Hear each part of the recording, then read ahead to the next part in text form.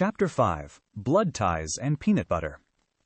The message from Athena arrived at 0400 hours, 3 days after the capture the flag game, while Shinra was lying awake in his bunk, staring at shadows on the ceiling and pretending he wasn't waiting for it. His phone buzzed, once. The encrypted notification that meant intelligence reports were available for review. Shinra's hand shook as he reached for the device. He'd been at Gibraltar for just over a week now.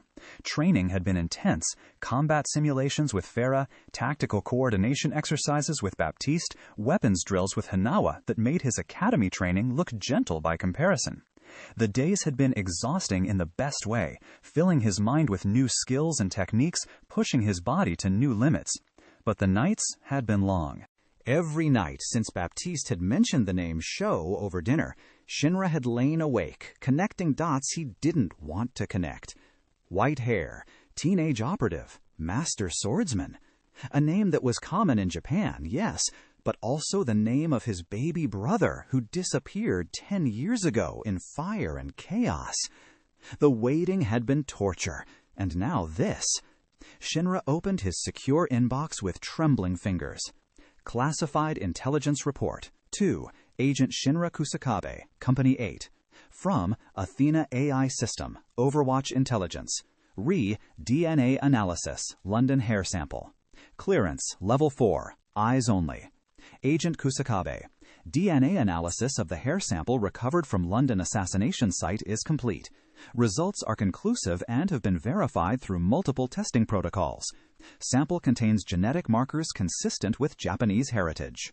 Age assessment based on telomere length and other biological indicators suggests individual is approximately 16 to 18 years old. Cross-reference with existing DNA databases, including civilian records, military personnel, and missing persons reports, has produced one match. Match found. Sho Kusakabe. DOB, last known address, Tokyo, Japan. Status, missing presumed deceased. Null sector invasion 10 years ago. Relationship to Agent Shinra Kusakabe, brother. Additional analysis reveals trace elements consistent with advanced medical intervention during developmental years, growth regulation pharmaceuticals, neural enhancement compounds, and genetic markers suggesting exposure to experimental augmentation procedures. Conclusion. The individual known as White Angel, or Sho in Talon intelligence, is confirmed to be Sho Kusakabe, younger brother of Agent Shinra Kusakabe.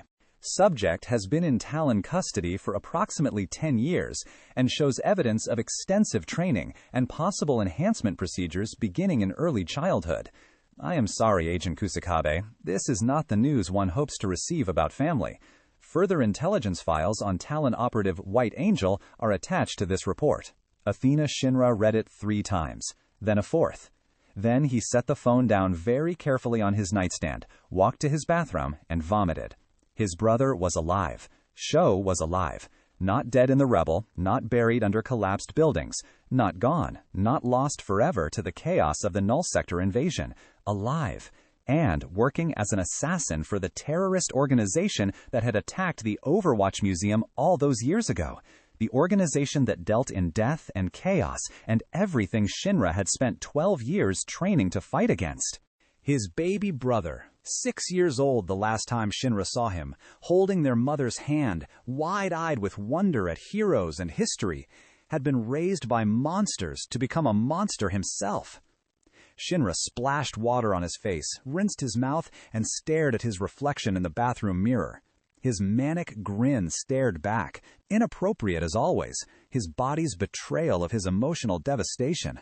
He looked like he was smiling about this, like learning his brother had been kidnapped, experimented on, and turned into a killer was funny. Shut up, he told his reflection. Just shut up. The grin didn't go away. It never did. He returned to his bunk, picked up the phone, and opened the attached intelligence files. There wasn't much. Talon kept their special operatives' identities locked down tight. But what existed painted a horrifying picture. First confirmed appearance 6 years ago in Paris. A high-ranking diplomat speaking out against corporate exploitation had been shot during a public speech. The shooter had never been found, but witnesses reported seeing a figure in white on a nearby rooftop. A child, they'd said. Couldn't have been more than 10 or 11 years old. Second confirmed kill, 5 years ago in Rome. A scientist working on omnic rights legislation, shot from an impossible distance. Security footage showed a brief glimpse of someone young and pale-haired entering and exiting the building where the shot originated. The pattern continued. Assassinations every few months, always high-profile targets, always executed with surgical precision. The White Angel never missed, never left evidence, never failed a mission. Talon's perfect weapon. Shows missions. Shinra's missions. Shinra's little brother had killed at least 15 people that Overwatch intelligence could confirm. Probably more that had been classified as accidents or blamed on other operatives. 15 people dead by Show's hand. And Mondada. That made 16. The most recent files included Baptiste's intelligence, reports from his time in Talon about the young operative who never spoke during briefings, who trained obsessively, who seemed to have no existence outside of missions. There were rumors he'd been raised in one of Talon's black site facilities, that he'd never known anything but training and killing, that he believed his family was dead. The words hit Shinra like a punch to the chest. Sho thought he was dead. Thought their mother was dead. Thought he was alone in the world with only Talon's twisted version of family to hold on to. For 10 years, Sho had believed he had nothing. While Shinra had been training to be a hero, driven by the memory of his lost family, Sho had been learning to be a killer, probably fed lies about who was responsible for their mother's death, shaped into a weapon by people who saw him as nothing but a tool. Shinra's hands clenched on his phone hard enough that the screen cracked slightly. He didn't know what he needed. To scream, to punch something, to run until his legs gave out or his flames burned hot enough to incinerate the entire problem. He needed to do something. But it was 0430 hours, and he was alone in his quarters at Gibraltar, and the only thing he could do was sit with the knowledge that his brother was alive and lost and killing people, and Shinra had no idea how to save him. The photograph. He pulled out the old picture he carried everywhere. Mom, Shinra, and Sho, all smiling at the camera. Sho looked so small in it, so young, so innocent. What did he look like now? The glimpse Shinra had gotten on that London rooftop had been too brief, too distant to make out real details. Just the white clothing, the slender build, the presence of someone who moved with absolute confidence in their lethality. Would Shinra even recognize him if they stood face to face? Would Sho recognize Shinra? Did it matter? A knock at his door made him jump. Kusakabe? Captain Obi's voice, quiet and concerned. Your biometrics spiked on the base monitoring system. Athena alerted me. Can I come in? Shinra wanted to say no, wanted to deal with this alone, keep it private, not burden his captain with personal trauma. But he also knew isolation was how soldiers broke, and Obi had been nothing but supportive since London. Doors open, Shinra called, his voice rougher than he'd expected. Obi entered, taking in the scene with quick efficiency. Shinra sitting on his bunk, phone with the cracked screen, the photograph clutched in shaking hands, the grin that wouldn't go away, plastered across a face that was clearly devastated. The DNA results came back, Obi said. Not a question, a statement. Shinra nodded. Couldn't make words happen. Obi sat down heavily on the desk chair, his cybernetic limbs humming softly. He didn't push, didn't demand explanations, just waited with the patience of someone who understood grief. It's him, Shinra finally managed. The White Angel. It's Sho, my brother. He's alive, and he's been with Talon for 10 years, and he's killed at least 16 people, and he thinks I'm dead, and I don't know what to do. The words came out in a rush, tripping over each other, carrying all the weight that had been crushing Shinra's chest since he'd read Athena's report. Obi absorbed this with the steady calm that made him a good captain. That's heavy, kid. I'm sorry. I can't imagine what you're feeling right now. I don't know what I'm feeling, Shinra admitted. His manic grin stretched wider, completely disconnected from his emotional state. Happy? Devastated? Terrified? All of it? None of it? My face thinks this is hilarious, and my brain is just screaming. The nervous smile, Obi observed. I read about it in your psych eval. Must be hell right now. It's always hell, Shinra said flatly. But yeah, right now especially. They sat in silence for a moment. Then Obi asked, carefully, "What do you need?" From me? From the team? From Overwatch? I don't know, Shinra repeated. I need to find him, talk to him, make him understand that he's being used, that Talon isn't his family, that I'm alive and I never stopped looking for him. His hands clenched. But I can't just go charging into Talon territory. That's suicide, and it helps no one. No, it doesn't, Obi agreed. But knowing he's out there, knowing you have a reason to come back from every mission, knowing there's someone you're fighting to save, that's powerful motivation, Kusakabe. That's fuel. Or it's a distraction that'll get me killed. Could be both, Obi admitted. Which is why I'm going to recommend you talk to someone. Winston, maybe. He's got experience with complicated situations, and he's good at helping agents process difficult intelligence. Shinra wanted to argue, but he also recognized good advice when he heard it. Okay, I'll talk to Winston. Today, Obi pressed, before you have time to convince yourself you can handle this alone. Today, Shinra agreed reluctantly. Obi stood, his cybernetic servos whirring. For what it's worth, and I know it's not much right now, you're not alone in this. Company 8 is your team, your family. Whatever you need to do to bring your brother home, we'll help. But you have to let us help, Kusakabe. No lone wolf heroics. I'm not a lone wolf. No, you're a fire soldier who runs straight at danger with a snile that terrifies civilians, Obi said, but his tone was fond. Same energy, different aesthetic. Point stands, you don't carry this alone. After Obi left, Shinra sat in his quarters for another hour, holding the photograph, staring at Sho's 6-year-old face and trying to reconcile it with the image of a teenage assassin who'd killed Mandata, trying to figure out how to save someone who didn't know they needed saving, trying to believe he was strong enough, fast enough, good enough to make a difference. Winston's office was located at the highest point of Gibraltar, carved into the rock itself, with massive windows overlooking the Mediterranean. Shinra arrived at 0800 hours after forcing himself through his morning routine on autopilot, shower, uniform, pretending he was fine. The door was open. Winston sat at a desk that looked comically small beneath his massive gorilla frame, typing on a keyboard with surprising delicacy given the size of his hands. He wore glasses, actual glasses, which seemed redundant given the amount of technology he probably had at his disposal, and was frowning at a holographic display showing what looked like null sector movement patterns. "Agent Kusakabe," Winston said without looking up. "Come in. Athena informed me you might need to talk." "I don't want to interrupt." "You're not." Winston finally turned, and his expression was gentle despite his imposing appearance. "These projections will still be concerning in an hour. Right now, you need someone to talk to. Sit." There was a chair clearly designed for human proportions, probably kept specifically for these kinds of conversations. Shinra sat, feeling small and young and utterly out of his depth. "Athena told you?" he asked. "She told me the DNA results were conclusive and that you'd likely need support," Winston confirmed. "She didn't tell me the details. Those are yours to share or not share, but I'm here to listen if you want to talk." And suddenly, Shinra did want to talk. Desperately. The weight of carrying this alone for even a few hours had been crushing, and here was someone offering to help bear it.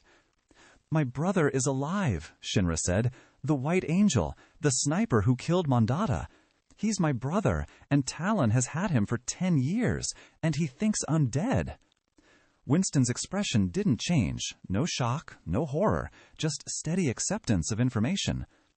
That complicates things. I'm sorry, Shinra. Finding family in these circumstances is never easy."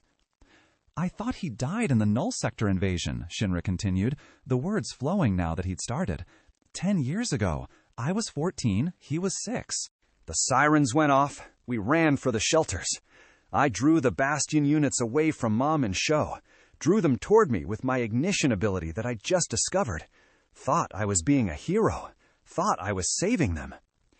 He could see it so clearly, even after a decade. The smoke, the fire, the mechanical screeching of Omnic war machines. his feet igniting for the first time, that rush of power and terror. Captain Burns found me in the Rebel, got me to a hospital. When I got out 3 weeks later, our apartment building was gone. Just gone. Reduced to foundation and ash. They told me everyone in the civilian shelter had died in a secondary collapse. Mom and Sho were listed as missing, presumed dead. Winston listened without interrupting, his intelligent eyes focused entirely on Shinra. I believed it, Shinra said quietly.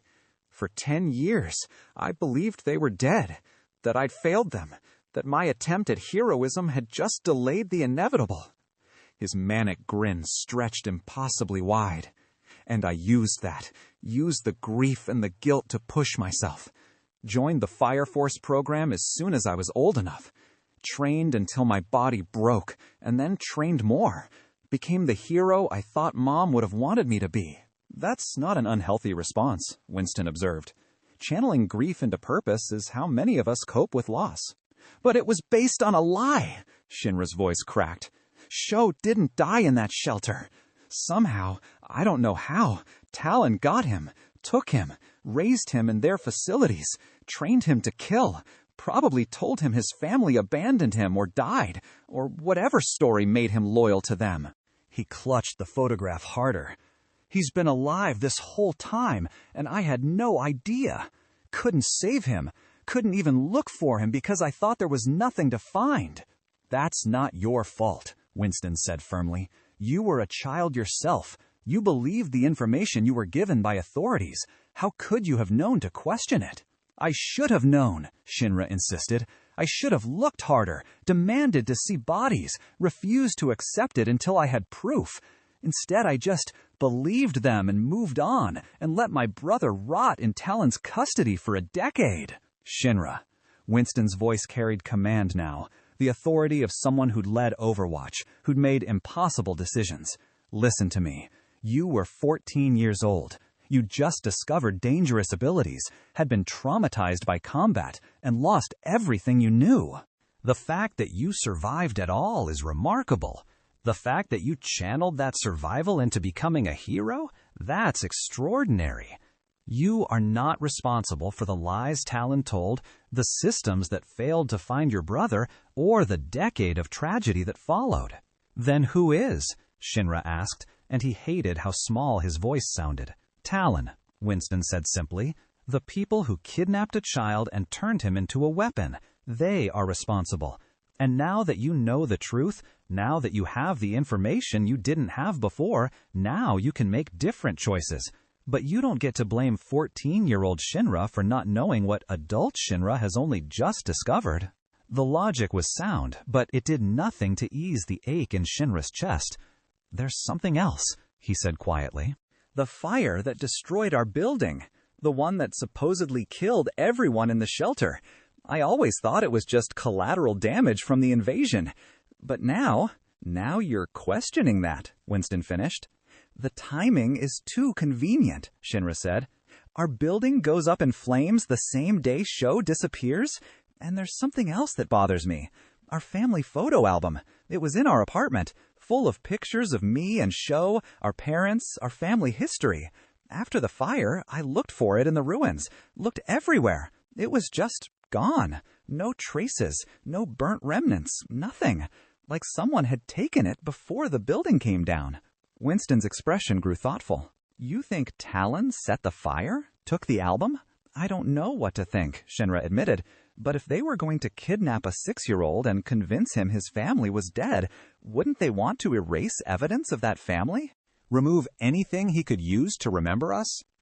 It's plausible, Winston agreed carefully, though without proof it's just speculation. But it's worth investigating. I'll have Athena dig into the records from that day. Fire investigation reports, structural assessments, anything that might indicate arson or deliberate destruction. Thank you. They sat in silence for a moment. Then Winston stood, moved to a cabinet near his desk, and pulled out a jar of peanut butter. This helps, he said simply. When things get overwhelming, when the weight of responsibility feels like too much, sometimes you need simple comforts. He grabbed a spoon, opened the jar, and took a large spoonful directly from the container. then offered the jar to Shinra. "Try it. Trust me." Shinra stared at the jar, at Winston's earnest expression, and felt a laugh bubble up despite everything. You're suggesting peanut butter as therapy? I'm suggesting small comforts when big problems feel insurmountable, Winston corrected. Also, peanut butter is objectively delicious and requires no preparation, efficiency, and comfort in one jar. There was something absurd and perfect about this, discussing his brother's transformation into an assassin while a guerrilla scientist offered him peanut butter. It was exactly the kind of surreal moment that made life at Gibraltar feel both impossible and absolutely real. "I don't have a spoon," Shinra pointed out. Winston handed him one. "I keep extras. This happens more often than you'd think." The peanut butter was good, smooth, slightly sweet, comforting in the way childhood snacks always were. It reminded Shinra of afternoons after school, of sharing snacks with Sho while their mom worked late shifts. "We used to eat Oreos with peanut butter," Shinra said suddenly. "Me and Sho. We'd make little sandwiches. Oreo, peanut butter, another Oreo. Mom said it was too much sugar, but she always bought them anyway." He smiled, and for once it didn't feel manic, just sad. Sho would get it all over his face. He was so messy, so happy. "Good memory," Winston said quietly. "Yeah." Shinra took another spoonful of peanut butter, let it melt on his tongue. "I should tell the team. They deserve to know what we're up against, why this is personal for me. But I need today to process, to grieve the brother I thought I had and the one I actually have. Does that make sense?" "Perfect sense," Winston assured him. "Take the time you need. The team will understand." "What if I can't save him?" Shinra asked quietly. What if he's too far gone, too twisted by what Talon did? What if, when I finally find him, he doesn't want to be saved? Winston was quiet for a long moment, considering his words carefully. Then you'll have to make a choice, between the brother you remember and the person he's become, between your love for family and your duty to protect innocence. Those choices are never easy, Shinra. They're the hardest part of this work. Have you had to make choices like that? Yes, Winston said simply, and I carry them every day. Some I'm proud of, some I wish I could change. But they were the choices I had to make in those moments, with the information I had, trying to do the most good I could. He looked at Shinra directly. Whatever happens with your brother, whatever you have to do or choose not to do, I want you to know you're not alone. You have support. You have people who care about you. Don't forget that. They sat together for another hour, eating peanut butter straight from the jar, not talking much, but existing in companionable silence. Winston told a few stories about the Horizon Lunar Colony, about growing up different, about finding his place in a world that didn't quite know what to do with a genius gorilla. When Shinra finally stood to leave, Winston stopped him at the door. One more thing, the scientist said. Hope is powerful, Shinra. Don't let anyone tell you otherwise. The hope that your brother can be saved, that he can come home, hold on to that. But temper it with realism. Hope without preparation is just wishful thinking. Hope with a plan, that's how we win impossible battles. Hope with a plan, Shinra repeated. I can do that. He stopped by the commissary on the way back to his quarters, grabbed a package of Oreos, and headed to the observation deck, a small platform jutting out from Gibraltar's southern face, overlooking the sea. It was late afternoon now, the sun beginning its descent toward the horizon. In a few hours, stars would emerge, scattered across the darkness like promises or accusations, or just distant suns burning without judgment.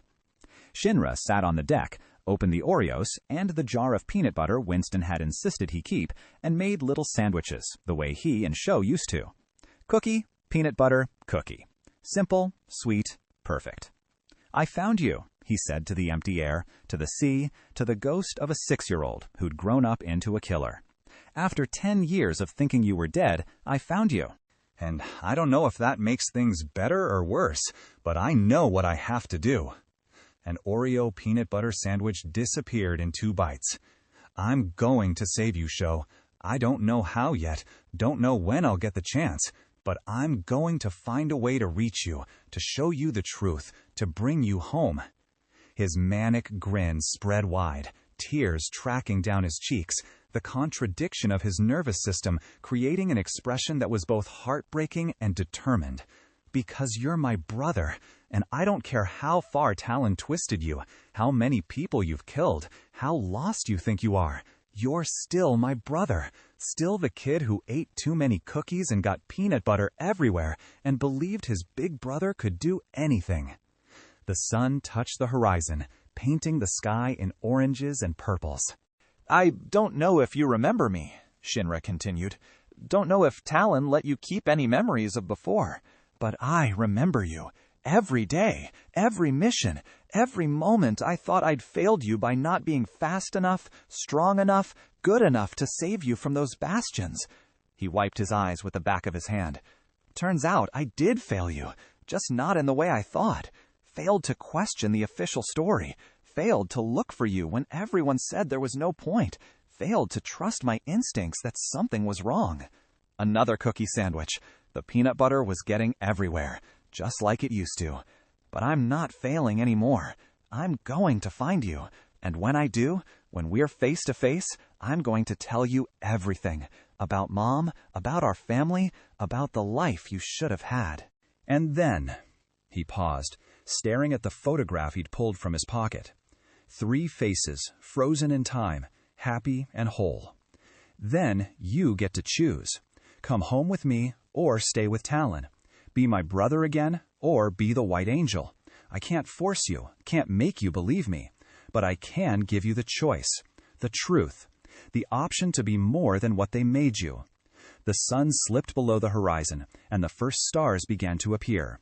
Shinra looked up at them, at the vastness of space and possibility, and made his promise to the universe. I'm coming for you, Sho. Just hold on a little longer. Your big brother is coming. He sat there as the stars multiplied, as night took hold of Gibraltar, eating Oreos with peanut butter, and mourning all the afternoons he and Sho should have shared, but didn't. All the conversations they should have had. All the memories they should have made. 10 years of brotherhood stolen by Talon's cruelty. But maybe, not forever. Maybe there was still time. Maybe there was still hope. And if there wasn't, well, Shinra would make time, would create hope, would burn down every obstacle between him and his brother until nothing remained but truth and choice and the chance for redemption. Because that's what heroes did. They saved people, even when those people didn't want to be saved, even when those people had become villains, especially then.